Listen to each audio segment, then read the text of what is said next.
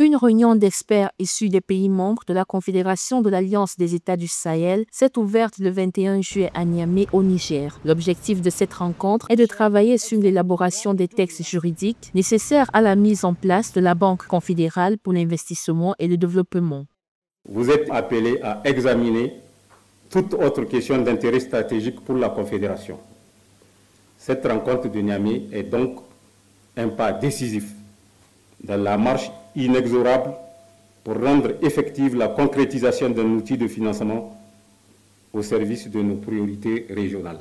L'initiative des pays de l'AES s'inscrit dans une volonté affirmée d'autonomisation financière avec pour objectif de répondre aux importants besoins d'investissement dans des secteurs stratégiques tels que les infrastructures, l'énergie, l'agriculture et les mines. La nouvelle stratégie minière adoptée par l'AES se veut résolument ambitieuse et proactive. Elle vise à corriger les déséquilibres dans l'exploitation des ressources naturelles, illustrés notamment par le cas de la mine d'or de l'Olou-Ngunkoto au Mali, où la société canadienne Barrick Gold détient 80% des parts.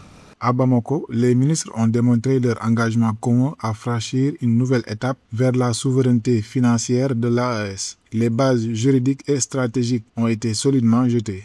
L'Alliance des États du Sahel, fruit de la volonté conjointe du Mali, du Burkina Faso et du Niger de se détacher de la CEDEAO, a été officiellement instituée le 6 juillet 2024 par la signature du traité de la Confédération. Depuis, la coopération entre ces trois pays s'intensifie, notamment dans les domaines de la défense avec la mise en place d'un état-major conjoint, de la diplomatie et désormais dans les secteurs économiques et du développement durable.